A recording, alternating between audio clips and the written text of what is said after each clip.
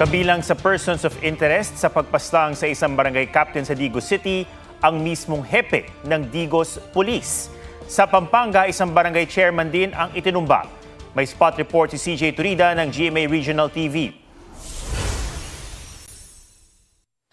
Pauwi na sana mula sa birth celebration ng chairman ng Barangay Balibago sa Masantol, Pampanga na si Jinky Buboy Kiambao ng pagbabarilin ng mga di pa nakikilalang gunman. Pagbaba niya sa sasakyan, nalilipat na sana doon sa sasakyan niya. Doon na pinagbabaril na siya. Nung dinala na sa hospital, declared dead upon arrival. Hustisya ang panawagan ng kaanak ng biktima.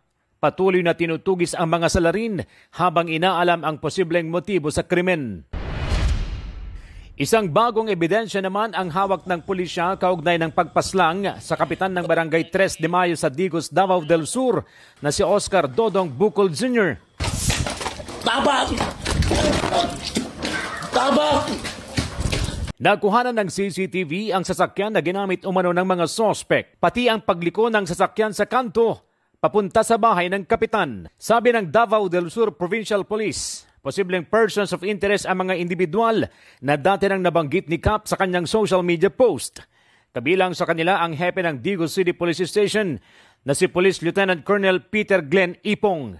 Nagkaalitan ng biktima si Ipong sa live stream. Sinibak na siya sa pwesto para di maka-impluwensya sa investigasyon. Isinailalim na siya at iba pang pulis sa paraffin test. Pati yung lahat ng intel operatives at saka yung security escort niya, pati yung driver niya. So all in all, 21 sila lahat na nag-undergo ng paraffin test. Humiling naman ng parallel investigation ang pamilya ng biktima sa NBI.